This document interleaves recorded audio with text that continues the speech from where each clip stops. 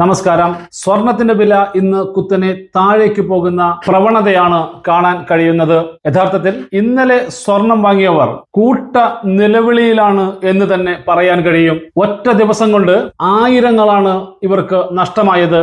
സ്വർണത്തിന്റെ വില പെട്ടെന്ന് ഉയർന്നപ്പോൾ 1.5 ലക്ഷത്തിലേക്ക് 2-3 ദിവസത്തിനകം 1.5 ലക്ഷത്തിലേക്ക് എത്തും എന്ന് വിശ്വസിച്ചവരാണ് ഇന്നലെ സ്വർണം വാങ്ങിയ പലരും. വളരെ തുച്ഛമായ കച്ചവടമാണ് സ്വർണത്തിന്റെ വില ഉയർന്നതോടെ ജ്വല്ലറികളിൽ നടക്കുന്നത് എന്നത് ശരിയാണ് എങ്കിലും സ്വർണത്തിന്റെ വില ഇങ്ങനെ ഉയരുന്നതോടെ ഒരു നിക്ഷേപം എന്ന നിലയിൽ പെട്ടെന്ന് ചിലർ ഇതിനകത്ത് നിക്ഷേപിക്കാൻ തയ്യാറായി എന്നതാണ് പുറത്തു വരുന്ന വിവരങ്ങൾ.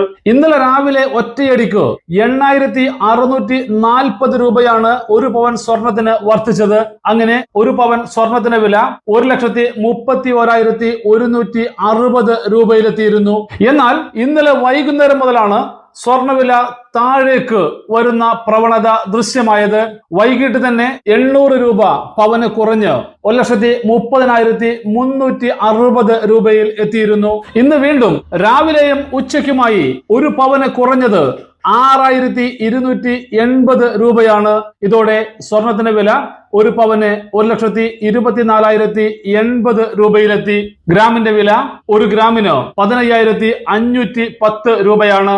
രാജ്യാന്തര വില കുത്തനെ ഇടിഞ്ഞതാണ് ഇന്ന് സ്വർണവില ഇങ്ങനെ കുറയാൻ കാരണമായത്. തിങ്കളാഴ്ച ഒരൗൺസ് സ്വർണത്തിന് $5,000 മറികടന്ന സ്വർണം 4 ദിവസം കൊണ്ടാണ് വലിയ കുതിപ്പിലേക്ക് നീങ്ങിയത്. എന്നാൽ വളരെ പെട്ടെന്നാണ് ഈ കുതിപ്പ് തകർന്നടിഞ്ഞ് സ്വർണവില നേരെ താഴേക്ക് വരുന്ന ദൃശ്യം പ്രകടമാകുന്നത്. ഒറ്റയടിക്ക് സ്വർണത്തിന്റെ വില വർദ്ധിച്ചതോടെ പലരും ഇതിന്റെ ലാഭമെടുക്കാൻ തയ്യാറായതാണ് സ്വർണവില പെട്ടെന്ന് കുറയാൻ ഇടയാക്കിയത് എന്നാണ് വിപണിയിൽ നിന്നും ലഭ്യമാകുന്ന വിവരം. കാരണം സ്വർണവില പെട്ടെന്ന് ഉയർന്നതോടെ നേരത്തെ വാങ്ങിവെച്ചവർ സ്വർണം പണമാക്കി മാറ്റാൻ മുന്നോട്ട് വന്നിരിക്കുന്നു. അമേരിക്കയിലുണ്ടായ ചില രാഷ്ട്രീയമായ ചലനങ്ങളും സ്വർണവില താഴേക്ക് വരാൻ ഇടയായിട്ടുണ്ടെന്നാണ് വിലയിരുത്തപ്പെടുന്നത്. US federal reserve chairman Jerome പവലിന്റെ പകരക്കാരനെ പ്രഖ്യാപിക്കുമെന്ന ട്രംപിന്റെ വാക്കുകൾ സ്വർണത്തെ കൂടുതൽ താഴ്ചയിലേക്ക് കൊണ്ടുപോകാൻ ഇടയാക്കിയിട്ടുണ്ടെന്നാണ് വിലയിരുത്തപ്പെടുന്നത്. മുൻ ഫെഡറൽ ഗവർണർ കെവിൻ വാഷിന്റെ പേരാണ് ഹെഡ് ചെയർമാൻ സ്ഥാനത്തേക്ക് പ്രതീക്ഷിക്കുന്നത്. നേരത്തെ പലിശ നിരക്ക് വർദ്ധിപ്പിക്കുന്നതിനെ അനുകൂലിക്കുന്ന നിലപാടുകാരനായിരുന്നു കെവിൻ വാഷ്. എന്നാൽ സമീപകാലത്ത് പലിശ നിരക്ക് കുറയ്ക്കണമെന്ന ട്രംപിന്റെ ആവശ്യത്തെ അദ്ദേഹം പിന്തുണച്ചിരുന്നു. കെവിൻ വാഷ് ഫെഡറൽ റിസർവിന്റെ തലപ്പത്തേക്ക് എത്തിയാൽ പലിശ നിരക്ക് കുറയ്ക്കുന്ന നടപടികളുടെ വേഗത കുറയുമോ എന്ന ഭയത്തിലാണ് വില താഴേക്ക് പതിച്ചത് എന്നാണ് വിലയിരുത്തപ്പെടുന്നത്. പലിശ കൂടിയാൽ ഡോളർ ശക്തമാകുകയും സ്വർണവില കുറയാൻ കാരണമാവുകയും ചെയ്യും. 1980 ശേഷമുള്ള ഏറ്റവും വലിയ മാസവർദ്ധനയാണ് 2026 ജനുവരിയിൽ ഉണ്ടായത്.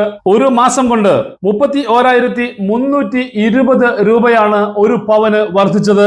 2025 ഒരു വർഷം കൊണ്ട് വർദ്ധിച്ച സ്വർണത്തിന്റെ വില എന്ന് പറയുന്നത് 41,720 രൂപയാണ് എന്നിരിക്കെയാണ് ഒരു മാസം കൊണ്ട് 31,320 രൂപ വർദ്ധിച്ചത്.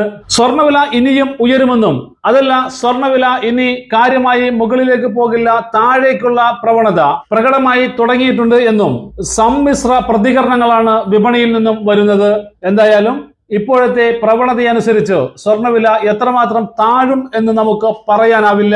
പല സാമ്പത്തിക വിദഗ്ധരും ഇപ്പോൾ ഇതിനെക്കുറിച്ച് അഭിപ്രായം പറയാൻ പോലും മടിക്കുന്ന കാഴ്ചയാണ് നമുക്ക് കാണാൻ കഴിയുന്നത്. കാരണം പ്രവചനങ്ങളെല്ലാം തെറ്റിച്ചുകൊണ്ടാണ് സ്വർണത്തിന്റെ വില അനുദിനം ഉയരുന്നതും അതുപോലെ തന്നെ താഴേക്ക് വരുന്നതും.